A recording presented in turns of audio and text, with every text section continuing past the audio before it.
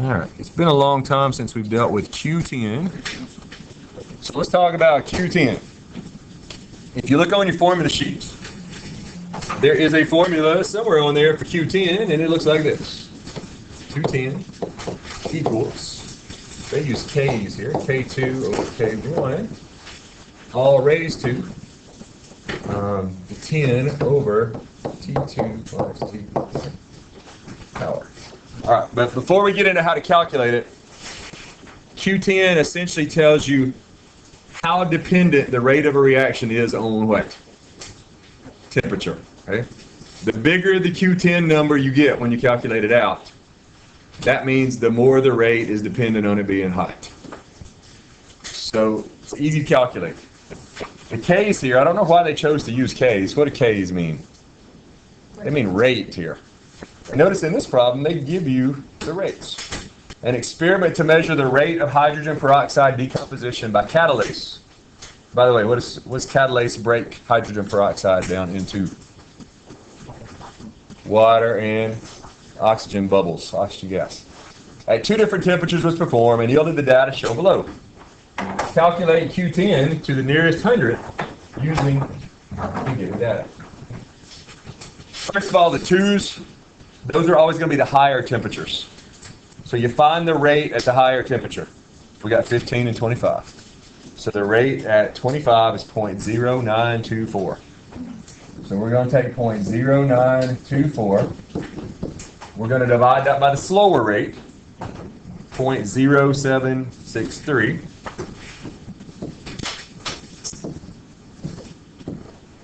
We're going to raise it to this crazy looking power, 10 over T2 minus T1. Remember, the 2's are always the higher temperature, so 25 is the higher temperature. 15 is the colder temperature. Now remember that on this test, you can only use this kind of calculator. So can this power be anything funky? No, because you can't do that on this calculator. So I'm going to tell you this power, for problems on this test, the power is either going to come out to be 1, which it does here, right? 10 over 10. Or it might come out to be 1/2. And if you have something that comes out to a 1/2 power, what does that mean? You square root the thing. Okay, 1/2 power means take the square root. So here we're just going to go 0.924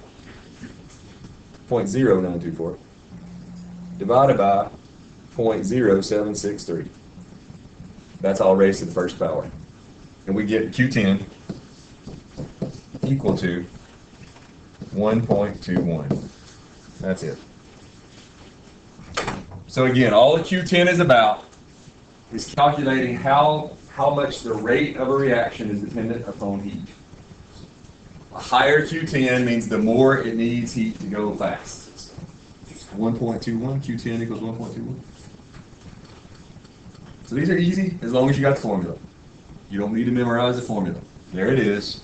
You just need to know that these are rates. And it probably tells you that on the formula sheet, does it not? It tells you what the variables stand for in most cases. So questions on that?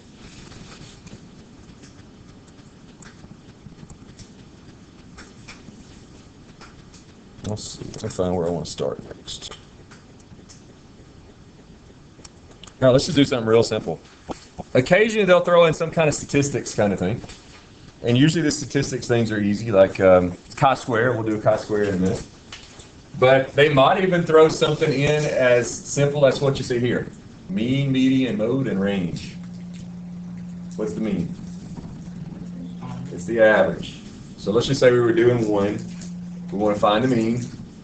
We'll just go 5 plus 8 plus 10 plus 5 plus 6 plus 8 plus 7 plus 5 plus 5. Those sum up to be 59. And then we're going to divide that by what? 1, 2, 3, 4, 5, 6, 7, 8, 9. So 59 divided by 9. We get a mean of 6.56.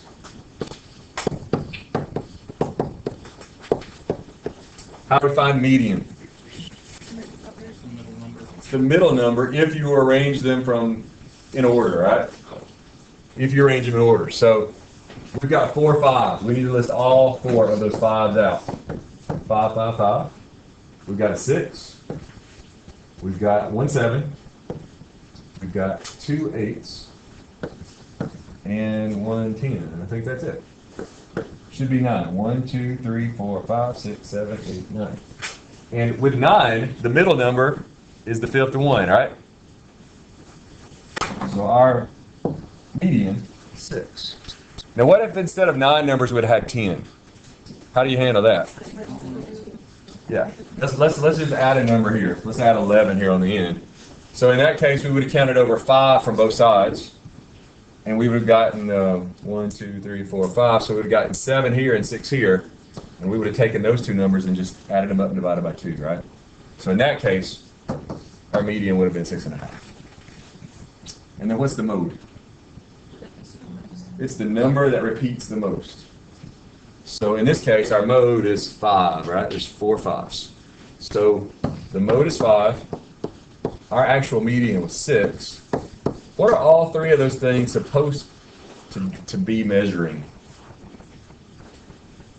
My statistics people, what are those things measures of? The center. It's called central tendency. The center. What's the middle? How do you find the range of something? Largest minus smallest. That's range. So for this, it'd be 10 minus 5, right? It'd be 5. Range would be 5. 10 minus 5. Everybody okay with that? Easy stuff. The mean's the average. The mode is the number that repeats the most often in the data set. The median is the middle number if you line them all up in order. And remember, if you have an even number, you just take the 2 middle numbers and you average those to get the median. And the range is the difference between the highest number in the set and the lowest number in the set. Let's go a little further. Let's backtrack and talk about free energy for a minute.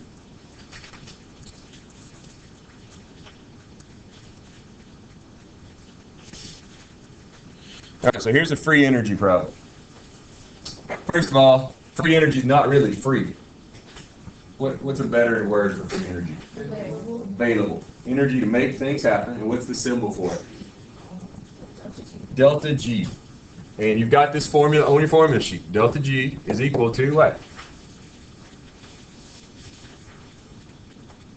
What's that formula? It's on there somewhere. Delta H minus T times delta S. Where delta H is equal to what? Enthalpy, which is like the change in system energy. T has to be what kind of T? What kind of T? It has to be Kelvin temperature. And delta S is entropy, disorder, chaos. Most of these problems are just going to be plug and chug kinds of problems. So in this problem, it tells us the change in enthalpy is 53,000. So that's delta H, 53,000 joules. And the units on that are over moles times Kelvin. That's delta H minus T. Now our temperature is 20 degrees Celsius. Don't fall for that trap. You're going to plug in what?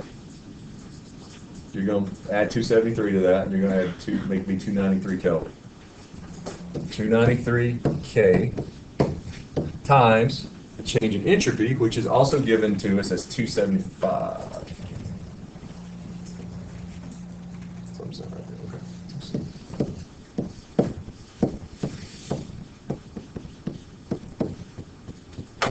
I messed up. This should not have a K on it right here. It's just the enthalpy is joules per mole. So if we do the math, we got to multiply first. So 293 times 275. That gives us 80,585 on the back side here. And those kelvins are going to cancel out. So that's going to leave us with joules per mole. And that's minus, and then we got to add that to 53,000 joules per mole. So when you do the math on that,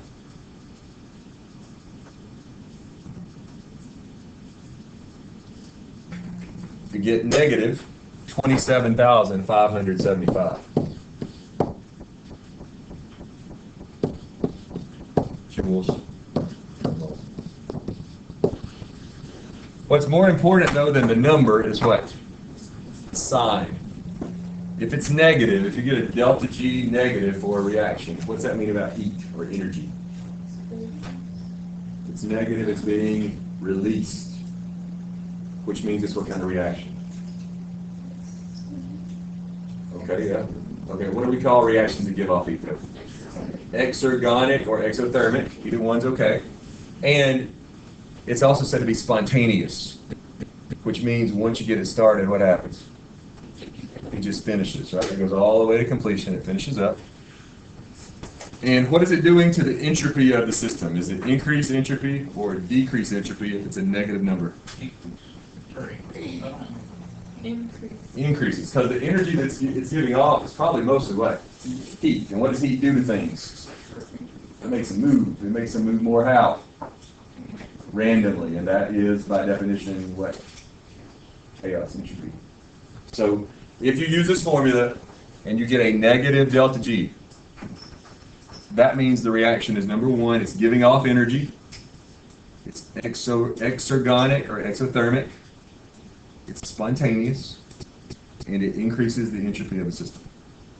If, on the other hand, you calculate and you get a positive answer, that means to make that reaction happen, you got to do what?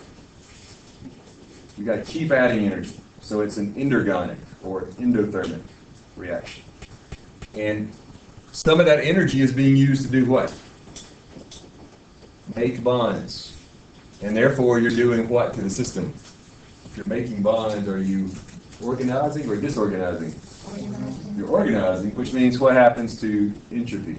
It goes down because you're creating organization instead of destroying organization. That's Gibbs-free energy. That's as hard as it's going to get, I think, for what we're doing on this. Let's do one more of those real quick. This is kind of, actually, I don't think we need to do one. Everybody okay with that? I mean, it's plug and chug from that point on. Let's talk a little bit about pH. pH, what does the system run from, pH? Yeah, actually 0 to 14. 7 in the middle. What is pH, what does the H actually stand for? What does the pH stand for? It's an acronym. Per hydrogen. Power of hydrogen. Because it's a measure of how many hydrogen ions are in the solution, right? But since it's a logarithmic scale, the more hydrogens there are, what happens to the pH value? It goes down. So this is where the acids are, right? This is where the bases are. And the closer you get to 0, what happens? It becomes more acidic. So it gets stronger in terms of acid going this way. And in terms of bases, as you go this way, what happens to the bases? They get stronger. Now, here's something I would think they would ask you on an AP. They might. This would be more of an AP chemistry question, probably. But let's say you had one solution that was pH 5 and another one that was pH 2. And they ask you how much stronger the pH 2 solution is than the pH 5. Or how many more hydrogen ions does this solution have than this one? How do you do that? What's the answer? Maybe a 10 to negative pH and then either volume. Well, you don't even have to do that much. From here to here, what's the difference in strength? From 5 to 4. This is a logarithmic scale. What's logarithm mean? Just log. It's based on 10. So that's 1 power of 10. So pH 4 is 10 times stronger than pH 5. From here to here's another 10, right? From here to here's another 10. So how much stronger is 2 than 5? Some people would say 30. It's 1,000. It's 10 to the third power. So 10 times 10 times 10. 1,000 times stronger. Remember that pH values are based on tens. And each change in 1 pH unit is a change in a factor of 10. Now, something you may or may not have ever heard of before. This is the way pH works. There's another system that measures how acidic or basic something is, not based on how much hydrogen is in solution, but instead based on how much what is in the solution. Hydroxide, OH minus. And the way it works is completely the opposite of the way pH works. So this is called POH. And it also runs from 0 to 14, 7 in the middle. But up here, from 0 to 7 are what? These are the bases. And the closer you get to 0, the stronger the base gets. Down here are the acids. And the closer you get to 14, the stronger the acids get. But here's a relationship you need to know between those two. If you take a solution and you measure its pH, and then you measure its POH, those two numbers are always going to add together to be what?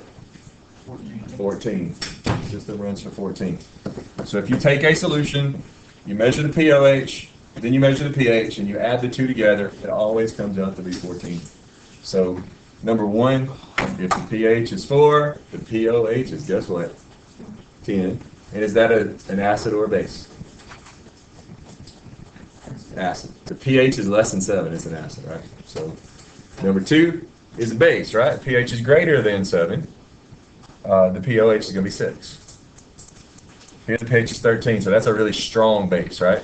Close to 14. The POH would be 1, and it's a really strong base. Here the pH is 1, almost to 0. That's a really strong acid. POH would be 13, and you get the idea. Just remember, those two have to add up to be 14. Any pH less than 7 is an acid. Any POH greater than 7 is an acid. If you know those two things, you got it. It's not hard. All right, let's do a water potential problem. Calculate the water potential for the following solution. The molar concentration of calcium chloride solution in an open container is 0.2. Pressure potential of the solution is 0. What is the water potential at a temperature of 32 degrees Celsius? All right, you got a formula for water potential on your formula sheet. Actually, you got two formulas. You got this one.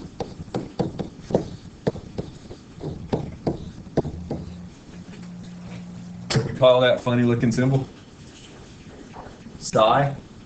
And psi T means total water potential. Psi P means what? Pressure potential. And psi S means solute potential. You also got this equation.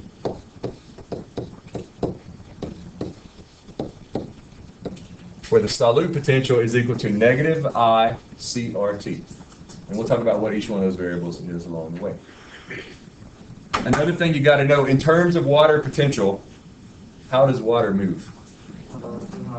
High water potential to low water potential. Don't ever say just high or lows. High water potential, low water potential. Because there's all kinds of highs and lows, right, of different things. High water potential to low water potential. Before we work this problem, the first thing we need to look at is what kind of solute are we dealing with? That's a salt. And we know it's a salt because it's made of what? Metal, calcium, and a non-metal chlorine. It's a salt. Sometimes we might also deal with what other kinds of solutes? Sugars. If it's a sugar, if you dissolve sugar in water, what happens? It just breaks up, but it still remains as what? Molecules. That's important because this I is not about molecules, it's about what? It's about ions. If your solute is a sugar, glucose, fructose, whatever it may be, what's that I always? 1. This isn't a sugar though, it's a salt. So the first thing we're going to do is we're going to take that salt and we're going to break it into its what? Ions. What's the word for that process? Dissociation, ionization, several other terms we might use. But when it breaks into pieces, it's going to break into a calcium ion, which is Ca what? +2. It's in column 2, right? And then it's also going to break into chloride ions. The chloride ion is Cl what? -1, because it's in column 7, right? It needs to gain 1 electron. And that 2 tells us what? There's 2 of them. So to get the ionization constant, we're going to count up how many charges there are total on this right side of this equation. There's 2 charges, and then there's 2 more negative charges. So 2 negatives plus 2 positives, 4. Our ionization constant for this solute is 4. I equals 4. Now let's calculate what we need. They tell us that the pressure potential is 0. So we know that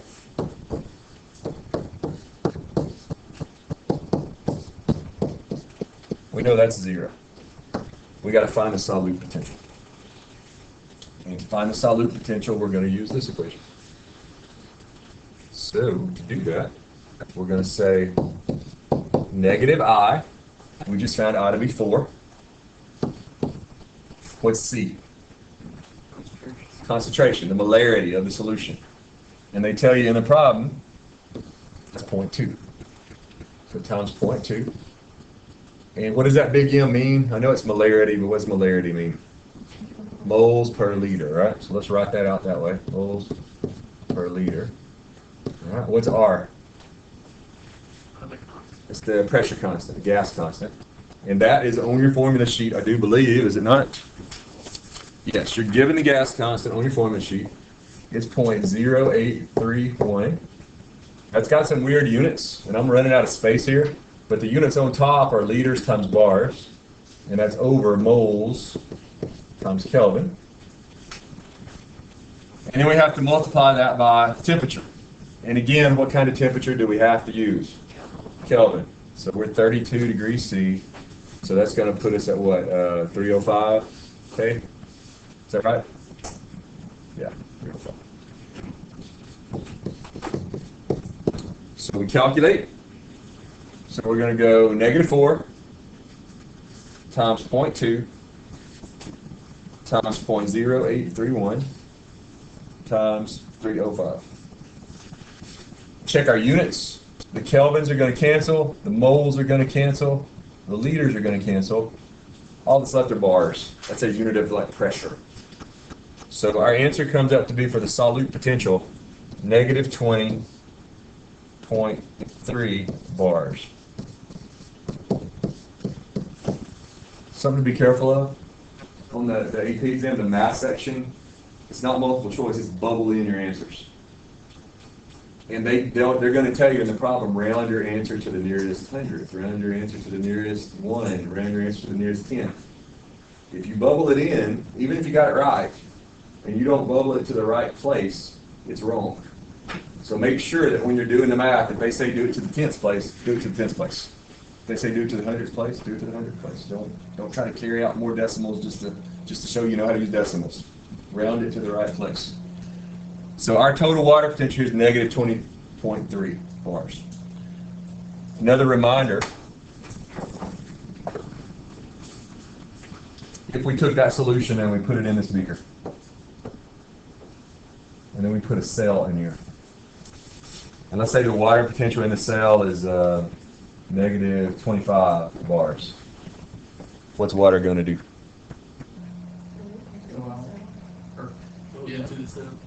It goes from higher to lower, right? Negative 20 is a bigger number than negative 25, right? So it's going to go from the beaker into the cell. And if this is like an animal cell, what's going to happen to it? It's an animal cell, what's going to happen to it? It's going to swell up until it bursts, right? If it was a plant cell and it had a wall around it, then what would build up? Turgor pressure. What's the other one where it drains out? That's called plasmolysis. Plasmolysis. All right, let's look at this question. Another water potential problem. So here we have two solutions, and there's a line going right down through here, and it tells us that line is a semi-permeable membrane. So some things can get through it, some things can't. The triangles represent solutes that are dissolved in water. If the volumes of the two sides are initially equal, so let's say the volumes start out right here and right here. So there's that much water in there. And the membrane is impermeable to the solute. Which way will water flow? When does osmosis tend to happen? When does osmosis start? When what can't happen? When the solute can't move. Okay. They tell us in this problem, solid can't move, it's impermeable. So water's going to. And we want to know which way will the water go. First of all, what should we calculate? Let's calculate the water potential. And notice we've already got the solute potential and the pressure potential, solute potential, pressure potential. Pressures are both 0, so the water potential over here is negative 1.7. The water potential over here is negative 0.6. So which way does the water go? From higher water potential to lower water potential. It's going to go this way. So it's going to go from B to A. Will be the way you write that down. All right, we already answered this part. The total water potential on each side. Side B is negative 0.6. Side A, negative 1.7. Which side is hypertonic? What does hypertonic mean? More solutes, right? Which side is hypertonic? A. So that means side B is hypotonic. And remember, another way of defining osmosis is that water will move from hypotonic to hypertonic, where there's less solute concentration to where there's more solute concentration. And what's going to happen to the volume of side A? Water's moving from here to here. So what happens to the volume over here? It's going to go up. And the volume over here is going to go down, right? That makes sense? All right, here's another similar one. Sides A and B are separated by a semi-permeable membrane. The triangles represent solutes, blah, blah, blah. If the volumes of the two sides are initially equal and the membrane is impermeable to the solute, which way will water flow? So, first of all, again, the water potential over here is negative 0.6. But notice over here there's some pressure. Maybe somebody's pushing on this side of the container or something. So we got to add these two together. Negative 1.7 plus 0.5, we get negative 1.2. So which way is the water still going to go? It's still going to go from B to A, right? From higher to lower. Still going to go that way. Which side's hypertonic? A is still hypertonic, right? There's more solute over there. B is still hypotonic. What's still going to happen to the volume on side A? It's going to go up, and the one on side B is going to go down. Does that make sense?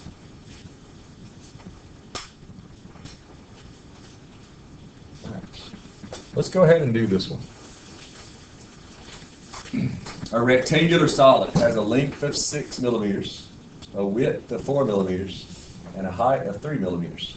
Find the following: total surface area, total volume, and the surface area to volume ratio. You got some formulas on your sheet that might help here. I don't really think you should need them. Let's draw out what this might look like. So it's a rectangular solid. Try to draw in 3D here.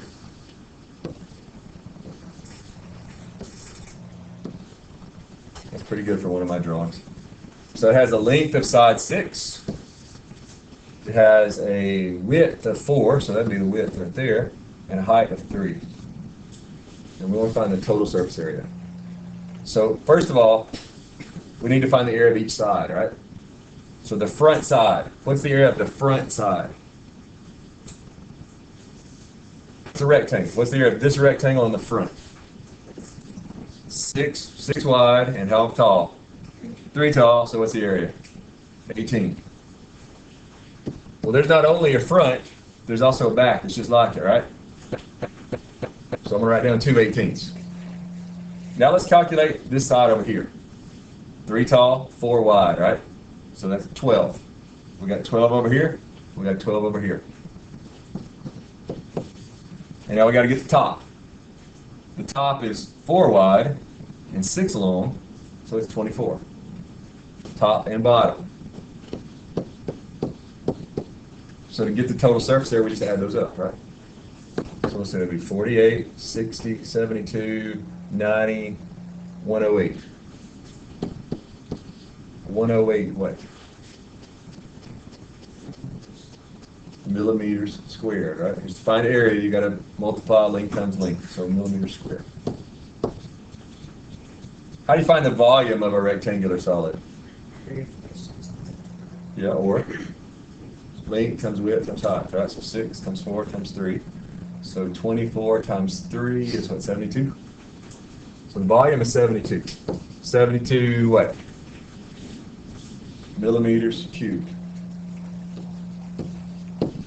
And therefore, the surface area to volume ratio, we got to write it in that order, right? Surface area first and then volume. So we could write 108. How do we read that colon? 272. But usually, what do we do to make that maybe a little bit easier to deal with? We usually divide both sides by 72. Whatever this number is right here, we divide both sides by it. So this becomes what? 1. And then this becomes 108 divided by 72, which is 1.5. So these are the same answer. That's probably the preferred answer right there, 1.5 to 1. Remember that as something grows, what happens to that ratio?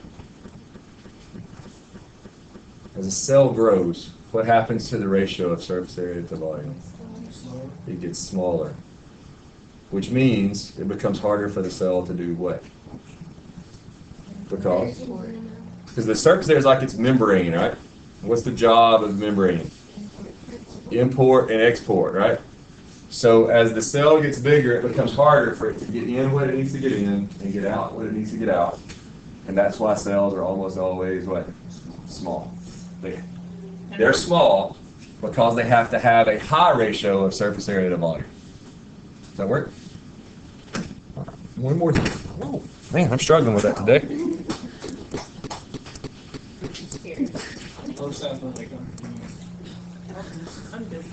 All right, let's look at this. Yeah, that's going to be on video. That's posted forever. All right, we're going to talk about something called primary productivity here for a minute. Whenever you hear producer or production or productivity, what process should you be thinking about? Photosynthesis. What do plants produce during photosynthesis? Well, they produce oxygen. They also produce, usually in the form of sugar. So when we're talking about primary productivity, we can think about producing either that or not that. And at the same time, what are they using? They're producing those two things. What are they using? Carbon dioxide and water. So these are being used, and these are being made. Now you got a little equation here. At first glance, might look a little confusing. We usually think about this in terms of the oxygen being made. We know that photosynthesis is releasing oxygen, but what else is happening in plants that's using it? Cell respiration, right? So sometimes we talk about what's called GPP. Any idea what the G might be? Gross. If you have a job and you actually get a paycheck, the gross pay is how many hours you work times how much you're making per hour, right? So let's say you're making $10 an hour and you work 40 hours. Your gross pay is $400, right? So the gross primary productivity would be the total amount of what? Oxygen or sugar produced, right? GPP, the total amount produced. Gross primary productivity. So if you got your paycheck, you read the gross pay, and you're thinking, that looks okay. And then especially when you get out of college and you get a good job, then you start looking at state income tax, federal income tax, Medicare, Social Security, retirement, and it just keeps minus. And what you have left over is what? $12. Less than that, actually. What do we call that? The net pay. Okay. I think they got a name wrong, right? Because it's gross what the federal government does to you. Yeah. Political statement for today. Anyway, Get off the net primary productivity is what is left over. And who's the tax man in my analogy here? In this process, who's the tax man? Not Satan. Thought you were going on the right track. Who's using the stuff? What process is using the stuff? There you go. The cell respiration is making, photosynthesis is making, struggling. All right, so let's look at the way we would use this problem. So this is net primary productivity is equal to the gross primary productivity minus respiration, cell respiration in particular. So these questions are actually really easy. Let's go through and look at them. Water with algae inside is placed into a completely dark environment. The initial dissolved oxygen concentration of the water is 12 milligrams per liter. All right. Dissolved oxygen is just what it says it is, right? It's how much oxygen is dissolved in the water. So it starts out at 12. You put these algae in the dark, completely dark. What are they not doing? They're not doing photosynthesis, but they are doing what? Cell respiration. After a certain time, you take them out of the dark. Now there's only 8 milligrams of oxygen per liter. How much oxygen was consumed by the plant per hour? How much? 4. Right? 12 minus 8. You say 4 milligrams per liter. That's per liter. Try that again. That's terrible. What process does that? Respiration. So respiration. Then, next one. A bottle of water with algae inside is placed into a sunny environment. What's happening in the sun?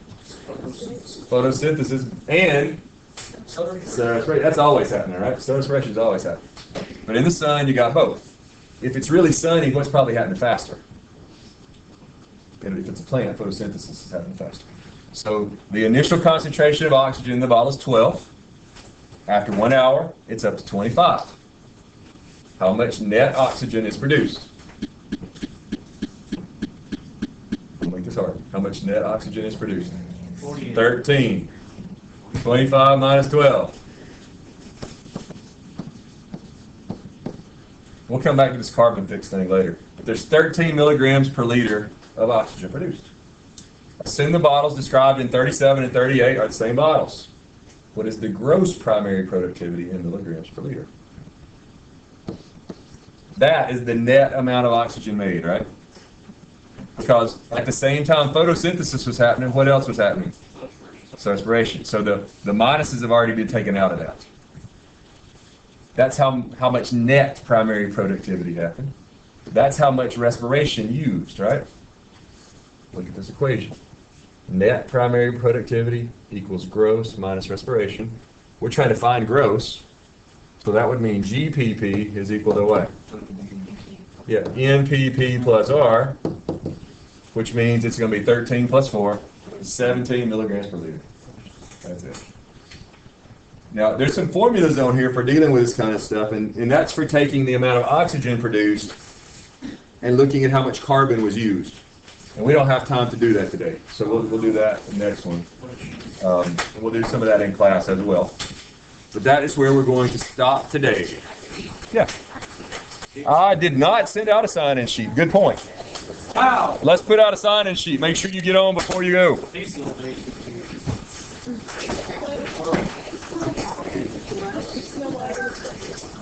Yeah, make sure your name gets on this before you leave. So, since we said about order, the batch reviews changed. Just a minute.